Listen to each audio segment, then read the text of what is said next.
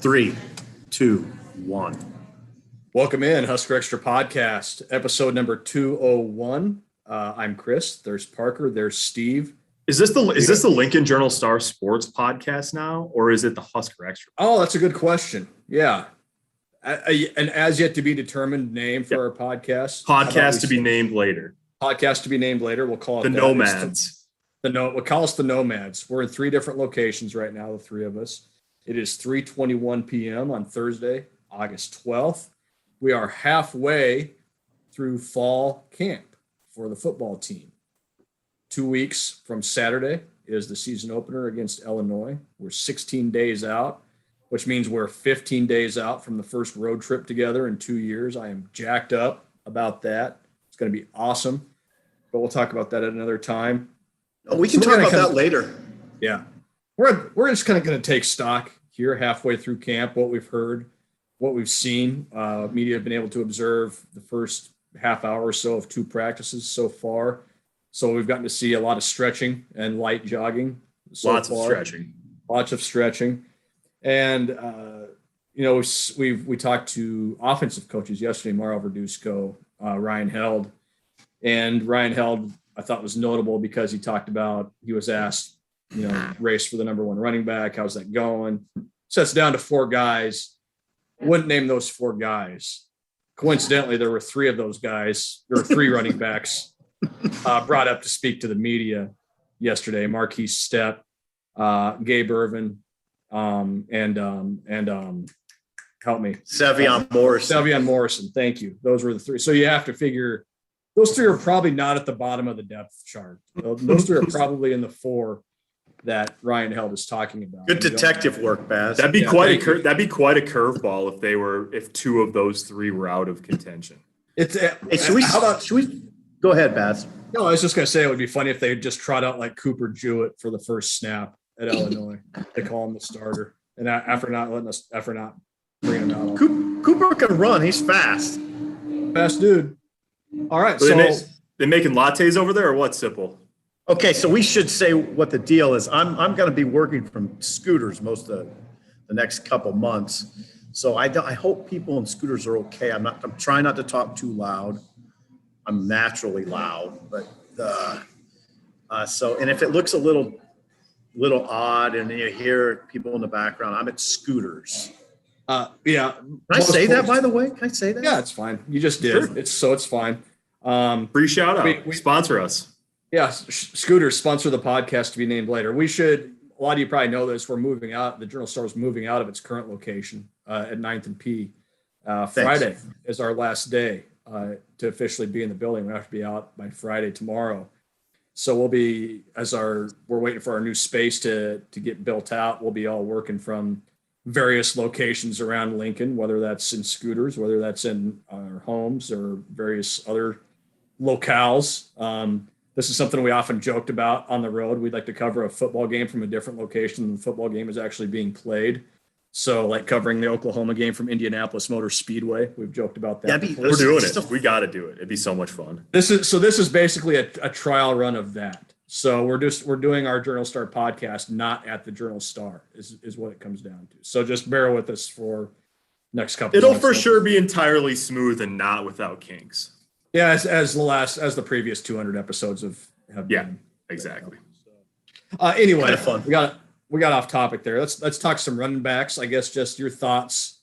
I guess, and again, you only see so much in these practices, but just what you've seen in these workouts, what you've heard from coaches, from players. How do you guys kind of see the running back race shaping up as we enter the 2 weeks? Go ahead, fire away, Parker. I'll add in. Yeah, I think on Wednesday. So yesterday, as we're recording this, we were over there for a half hour early in practice, and we're going to talk more as sort of like the midpoint breakdown of where Nebraska's at. Part of the story at this point is who's not involved, and a couple tight ends and Turner Corcoran. We're going to talk about that a little later in the podcast. But one of the most interesting sights, I thought, of practice was the first time, and it was just walkthrough, right? It wasn't live. It wasn't one offense versus one defense, but the first time the number 1 offense lined up on the first snap of a walkthrough period early in practice, Savion Morrison was the running back. with that group. I just thought that was an interesting sight. And I think it's pretty clear that he and Irvin and Marquise Stepp, the three guys that we talked to yesterday, are the three best candidates for the starting role. Now, there's one more. We're not sure who that is out of Jaquez Yant, Ramir Johnson, and Marvin Scott. Held said they're down to four. Those are the other three guys that are on scholarship. But I just think I'm interested in all three of them for obvious reasons, because they're three that are in contention, but because they each have sort of taken an interesting route to this spot. Gabe Irvin's is the shortest. He just got to campus in January, or the smoothest, I guess you would say. He just got to campus in January. He impressed from the day he got here. He turned heads in the spring. He has the build of sort of an every down back. He's a little bit slighter than Marquise Stepp, but Sipple, I mean, you saw him yesterday. He's not slight. Gabe Irvin? No. Listed 6 foot 215, probably bigger than that now since he seems bigger. Yeah. And then if he walked into Scooters and you said, if Gabe Irvin walked in here, and I wouldn't have known who he was, and you said he's an inside linebacker, I would have just nodded my head and said, oh yeah, that makes sense. Go ahead. Yeah, so no. So he's just kind of come in and turned heads and made an impression right away. Marquise Stepp was in the process of doing that, except for then he got hurt the second day of spring ball. He's had foot injuries over his 3 seasons at USC, and then bounced back from it quicker, I think, than the coaching staff was expecting, and has put together, by all accounts, a solid preseason camp here over the last 2 weeks. And then Savion Morrison, in some ways, I almost want to say he's the most interesting storyline of the three, because last year, I mean, he was highly touted when he came in. He was a top 250 type recruit, 4-star guy, broke Spencer Tillman's record in high school in Tulsa, Oklahoma, rushed for 5,000 yards. And it's just not in one season. Yeah, not in one season, but as in his career in Oklahoma. And then he wasn't in great shape. Ryan Held and Matt Lubick talked about him sort of like having to get his off-field habits just in terms of diet and sleep in sort of under control. And he's come back. He got in really good shape this summer, and he's come back this camp. And he's putting a best foot forward and making a charge toward the starting job. So it's a race that's full of unknowns. And I don't want our listeners, I think our listeners are pretty smart, I don't want them to conflate it being fascinating with there being a lot of hype. Like, I don't know how good any of them are going to be. Maybe they'll all be really hard to good. know. Maybe they'll all be mediocre. Who knows? We'll find that part out. But I just think the race itself is very interesting with the guys that are involved. Yeah, I think they've done a good job of it. I like that they filled the room with bigger guys. I like that right away. Now, not that Savion Morrison's all that big. He's definitely the thinner of the three. Yeah, but he's 6 foot and 2. I mean, he's listed at 6 he's not foot small. 210. So if that's your small running back, that's all right. Hey, what did he it was sort of interesting what he said about the sleep aspect. He said he feels like a whole new person since he started going to bed at 9:30 instead of staying up all night playing video games. God, I should try that. Yeah, well, it was interesting to listen to him. It is a very common sense discussion, but he said he characterized it as life changing. Yeah, it was very interesting. Go ahead, Sipple. Yeah, he gets up out of bed and feels way better. He feels ready for the day instead of just kind of sleepwalking into the day. Young dad, Chris Basnett, can understand that. Yeah, certainly. It's interesting too, because one of the things he said, the other thing I thought that he said that was really interesting. Well, one, he said he noticed the change so quickly when he started going to bed earlier that it was easy for him to follow through and continue doing that because he saw the results like almost immediately. And then the other thing is, I thought it was really interesting. He said that he really, Ryan Held was pretty straightforward with him about what he needed to do. You need to get in shape. You need to get your body right. And getting your body right is going to help you keep from getting injured. Being healthy, sleeping a lot, eating right is injury prevention in its own right, as well as development.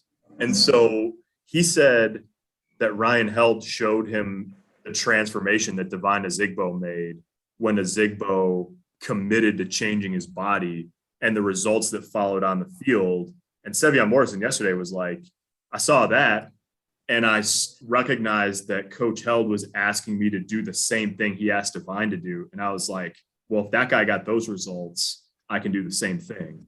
So it just seems, it's hard, right? I mean, people, you go on a diet or you get in a good habit or whatever. And it's one thing to be excited about it and do it for a while. And it's another thing to turn it into what you do every single day, month after month, year after year. But he sounded like a kid who had figured out something about what it takes to be a good college football player. And now we'll just see how far he can take it. So are we saying the fourth guy you think is Marvin? Did you say you think it's Marvin Scott?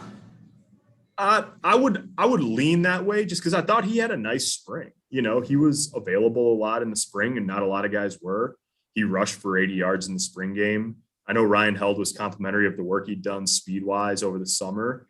But I also don't know that you can discount number 4 being big number 0, Jaquez Yant, in sort of the short yardage goal line, maybe more of like a role or package player than those other 3.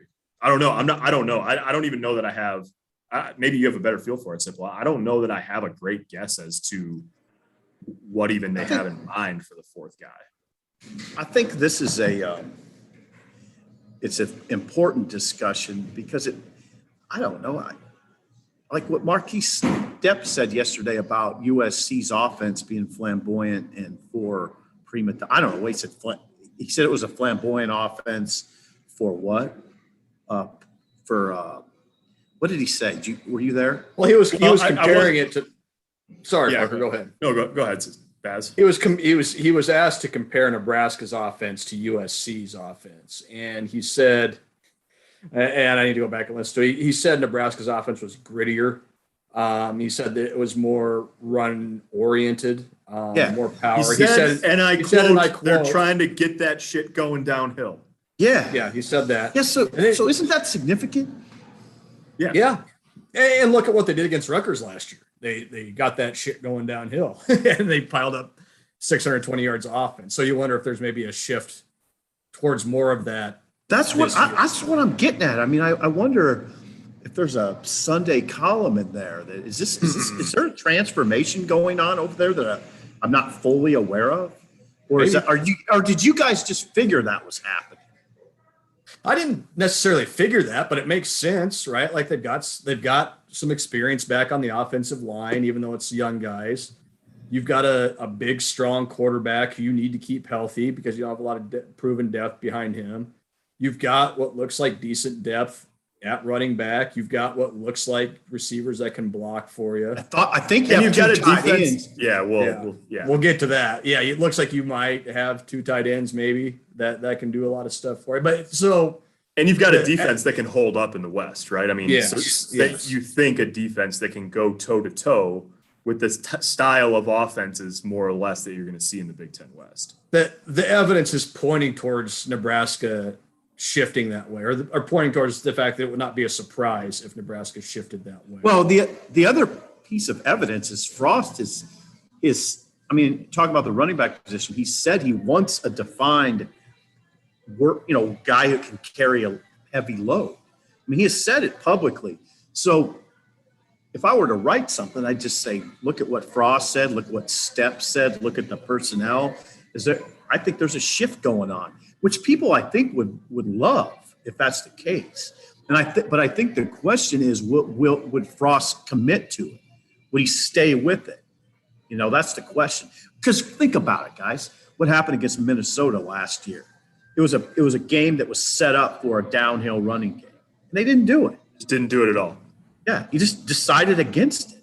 And it wasn't in the plan. I mean, they remember that week, Sipple? I mean, he said after the game, essentially, that their game plan was to try to throw it all over him. Right. Yeah. Yeah, he didn't back off. He didn't back off on the fact he had the wrong game plan. It was interesting to me how passionately he defended a bad game plan. I mean, it wasn't a good game plan. I think Right. Frost would tell you that today. It was a bad game plan. Yeah. They were down. Remember, they brought with them Minnesota. How many? I think they brought 4 defensive linemen with them. Yeah, they had 33 players out. Yeah, why wouldn't you just try to bulldoze them? Great I know it's question. hindsight.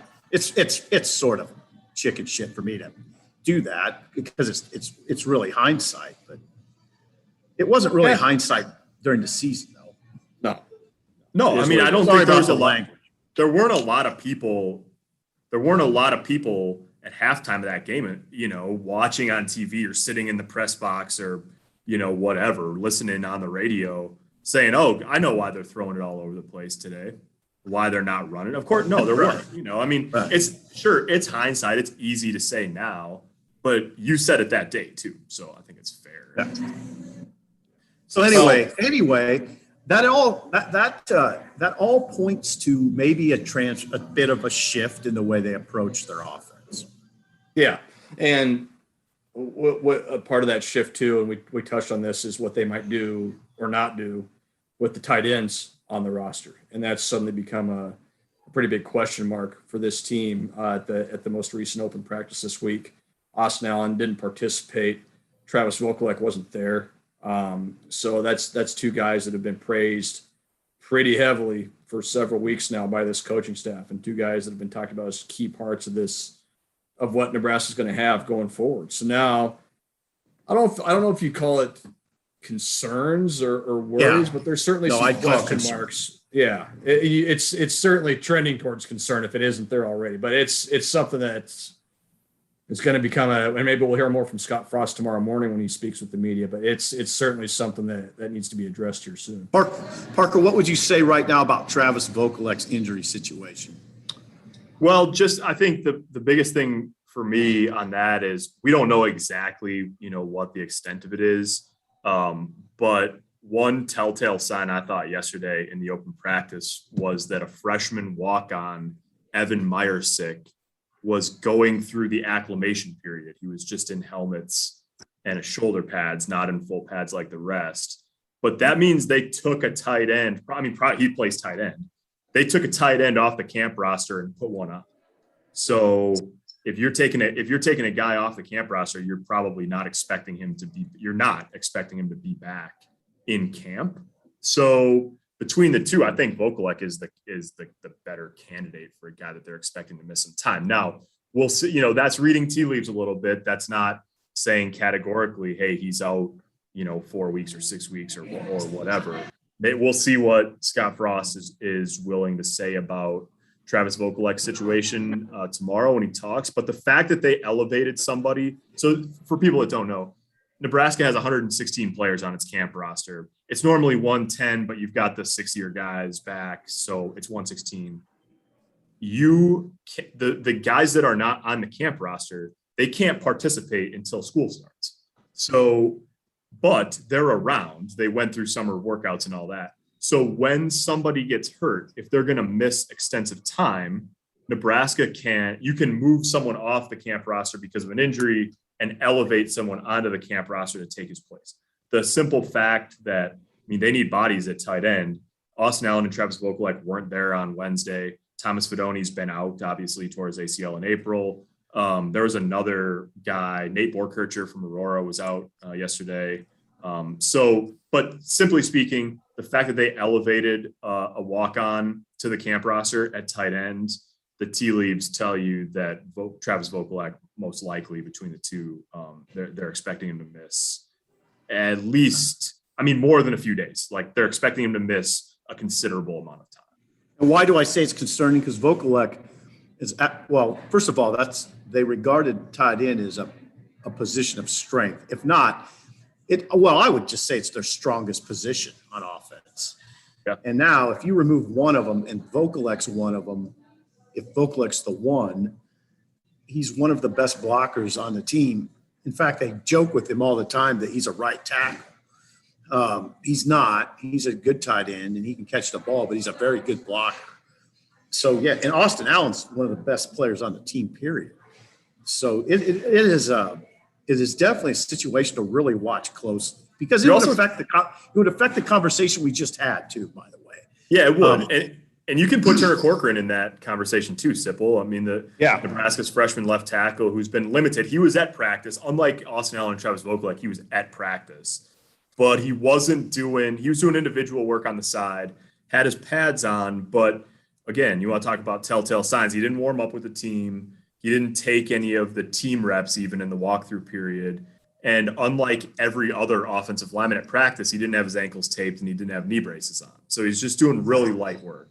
And that's when you talk about Corcoran and the two tight ends, you're talking about 3/4 of the players that play on the edge, on the line of scrimmage, on the edge for the offense. You're talking about, but those three and then Bryce Bennett, the right tackle, are the keys to running anything from mid zone and out. Like obviously guards and centers are important too.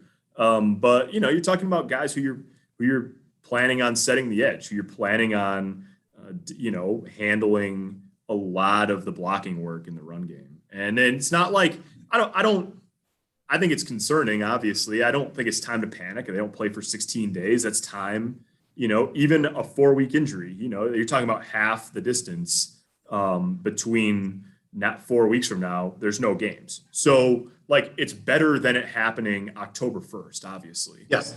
But it's concerning in part because that's a pretty good part of the engine block right there. Those two positions are, that's not those aren't the flame decals on the side of the sports car. That's the engine, that's the important part.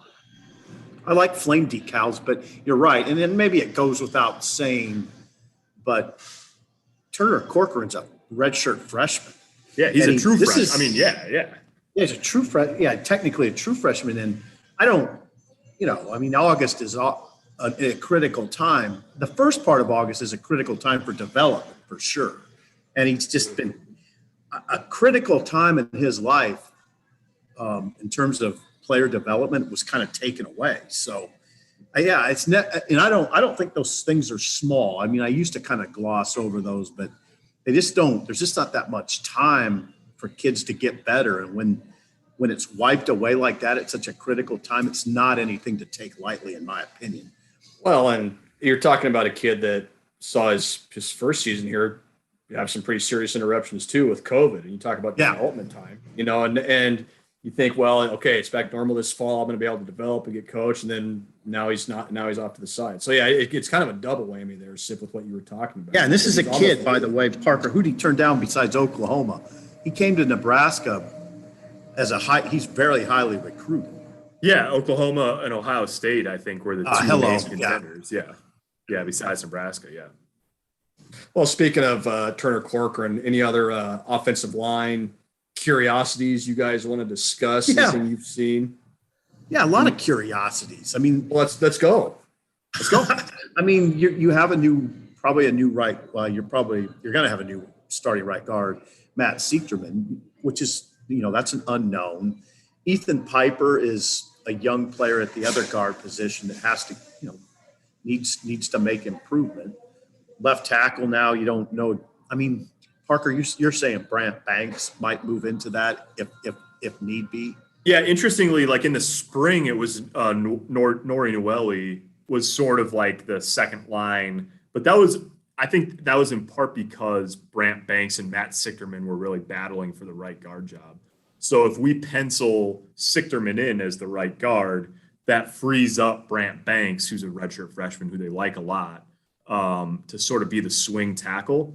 So yesterday at practice, Wednesday at practice, Banks was first up with the number one offensive line at left tackle, and then Noeli also got some first team run. So those are your two options at left tackle in the event that Turner Corcoran, misses any game time. That seems like the pecking order there. Boy, we are in the middle of camp talk. That's right. We're deep in it. Yeah. Those things are all very important. We're stepping right in some camp talk. Yeah. High stepping into the end zone camp at talk, the end of a backup 60-yard quarterbacks. touchdown. I don't have any kind of handle on how those backup quarterbacks are progressing because we don't see practice. But I do know this. My God, Heinrich Harburg is a sight. I mean, that's a big man walking up there in front of That's a big fella. True freshman. God. Carved out of granite. How that? Yeah, that's just he's a physical freak. Mario made this comparison. He was talking about how different sized quarterbacks have to generate velocity, have to find ways to be good in different ways, right? And he said, think about it this way: John Elway was always going to have more natural velocity on the ball than Joe Montana was, because John Elway was a big dude and Montana wasn't really. And Sam McEwen from the World Herald said, so in this example, Heinrich Harburg is John Elway, right? Which if you would have just walked into the conversation, you'd have been like, what the hell is going on? But it did make sense. And Mario smiled, and he was not going to put those two in the same sentence. But he said Heinrich's a big dog now. So, and that's true. You know, he walks in the room. He could also said Ryan Leaf was a big quarterback too, and he threw 36 picks against 14 touchdowns. You sure he didn't throw 72 touchdowns? What's that? No, he didn't. 72 touchdowns. That was my guess on Shut Up Sipple. Yeah, Ryan Leaf threw 14 touchdown passes and 36 picks. I'm not picking on him. That's not just. Well, he didn't do that at Washington State though. Like he did that in the NFL. Like we don't need Heinrich Harburg to be throwing in against NFL defenses right now. He needs to be able to throw against college. No, I got it. Point taken. Yes. Yeah. But yeah, it is interesting. The physical tool set Sipple is really compelling with Harburg. And again, like I say, that doesn't mean it's going to turn into anything necessarily, but they just sort of drool over the possibility.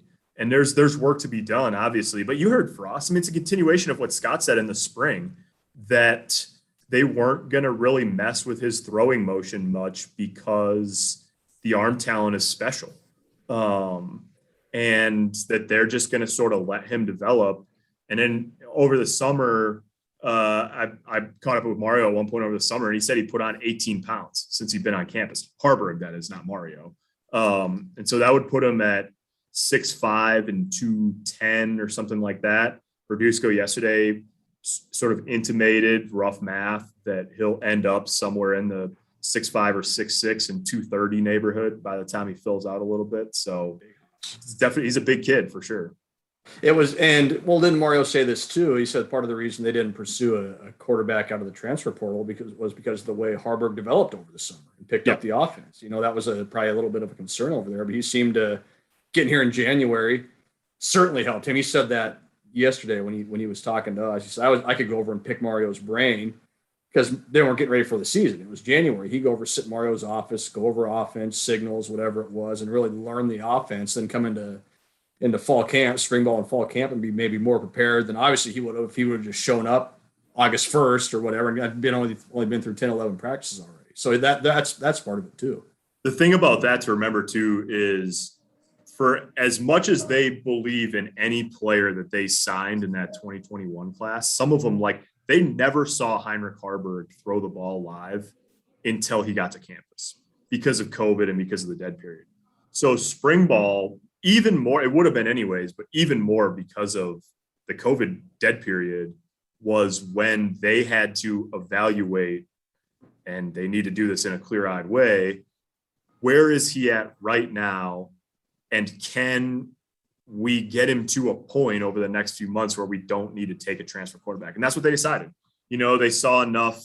And the part that Mario Verduzco followed that with yesterday was saying Frost already liked where Logan Smothers was. So the idea was they have two, Martinez and Smothers, and then this spring they learned enough about the third guy in the room who could end up being the number 2 or the number 3, but the third person in the room they learned enough about to say, okay, we feel good about this going into the fall. It still feels thin. I mean, if Adrian Martinez misses any time because of injury this year, it's going to get interesting really fast.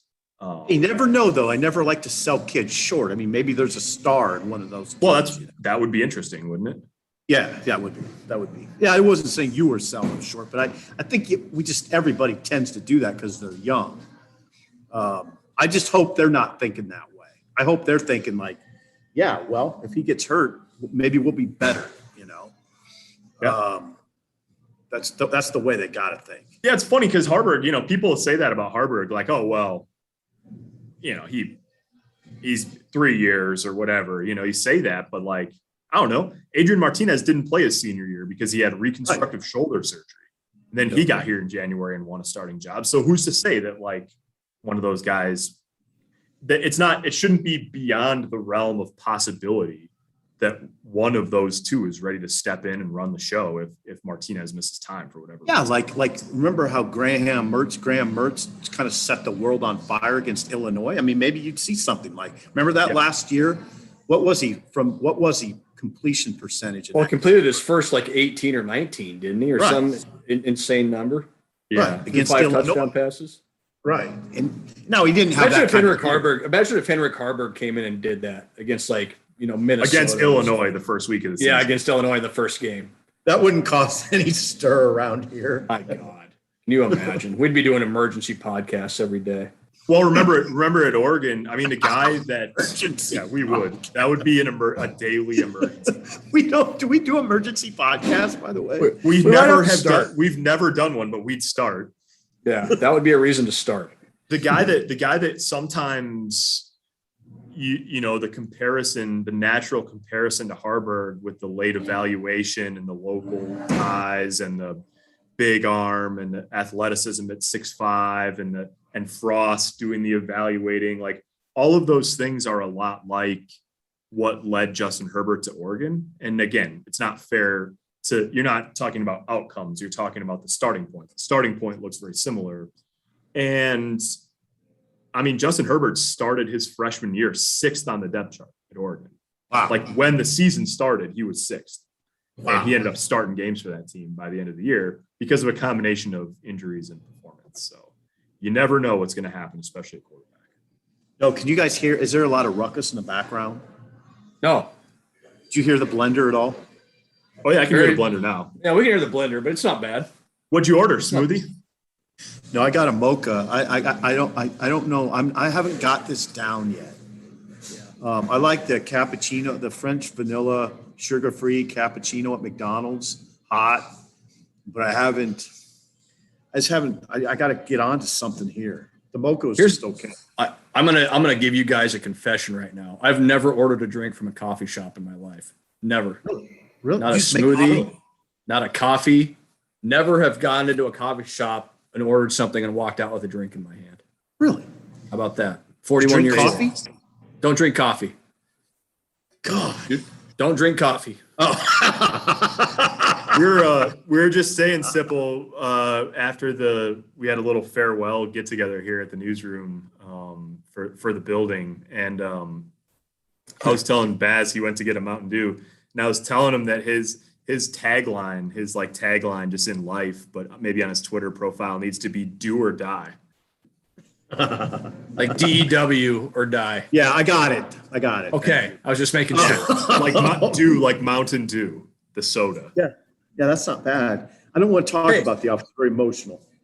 It is very emotional. We're going to move on. Speaking of Mountain Dew and potential sponsorships, why don't we talk a little NIL to wrap this thing up? Very interesting development out of BYU today. A protein bar, energy bar company in Utah is going to pay tuition for all 36 of BYU's walk-on football players. And there was a video put out today kind of explaining how that would go. Kind of one of the first real big NIL related things we've seen to a football program and what could potentially happen with something like that. And it's, of course, going to be different in different states. BYU's tuition is not astronomically high because of the involvement with the church there. They can keep costs down. So it's still obviously 36 tuitions you're paying for, but kind of an interesting step in the direction we might see NIL go in the coming weeks, coming months, coming years. So Parker, people are going to wonder about Nebraska. They're going to wonder about Nebraska. What's the deal? Well, I think the thing that I keep thinking every time one of these things in the NIL realm comes into the news in a different way, shape, or form, like this, or like the guy at Miami who's just given every player on the team $5,000 a year. Like every time something like that happens, the thing that I keep thinking is every other school in the country, somebody in the walls at every other school is thinking, oh man, we don't have that. Right. You know, like it's, and so every time there's a creative iteration on a deal like this one, or like somebody getting a truck, or like just giving $5,000 to all 105 players on the team or whatever, around the country, the response is like, well, what are we going to do? What are we going to do about that? And if you don't find that same thing or the equivalent of it in some way, now someone else has something you don't have, which is like the thing that college coaches, that's why there's been a facilities arms race for 20 years, because nobody wants to be the program that doesn't have something that other programs have. Exactly. So I think for Nebraska, you know, the one thing we haven't really seen is we haven't seen a lot of big sort of headline grabbing deals, and we haven't seen deals like that's every walk-on at BYU. The thing at Miami is every player on Miami's team. And outside of maybe something in the works with the offensive line and a restaurant in town, there hasn't been much of that here.